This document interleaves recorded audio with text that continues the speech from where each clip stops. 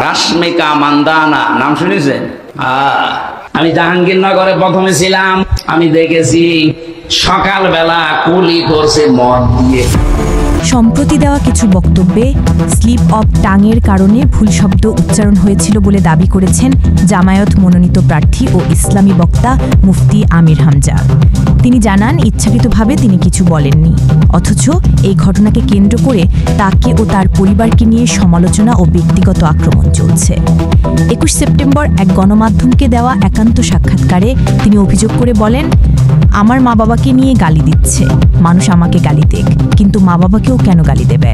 এতদিন যা বলেছি তাতে কোনো প্রতিক্রিয়া আসেনি, অথচ জামায়াতের মনোনয়ন ঘোষণার পর হঠাৎ করে সবাই আমাকে নিয়ে বিদ্রূপ করছে। ঢাকা বিশ্ববিদ্যালয়ের মহসিন হলে তাকে 16 বছর ধরে আজান দিতে না দেওয়ার অভিযোগ তুলে তিনি বলেন, ঢাবি, জাবি ও রাশমিকা মান্দানাকে নিয়ে দেওয়া বক্তব্য আসলে স্লিপ অফ টাং। সলিমুল্লাহ মুসলিম হলের নাম বলতে গিয়ে ভুলবশত মহসিন হলের নাম বলে ফেলেছি, এজন্য আমি দুঃখিত। যারা কষ্ট পেয়েছেন তারা আমাকে ক্ষমা করে দেবেন। সুমাইয়া জান্নাত, জিএম টেলিভিশন। চোখ রাখুন জিএম টেলিভিশনের ফেসবুক পেজ ও ইউটিউব চ্যানেলে। সত্যের সন্ধানে সবার আগে জিএম টেলিভিশনের সাথেই থাকুন।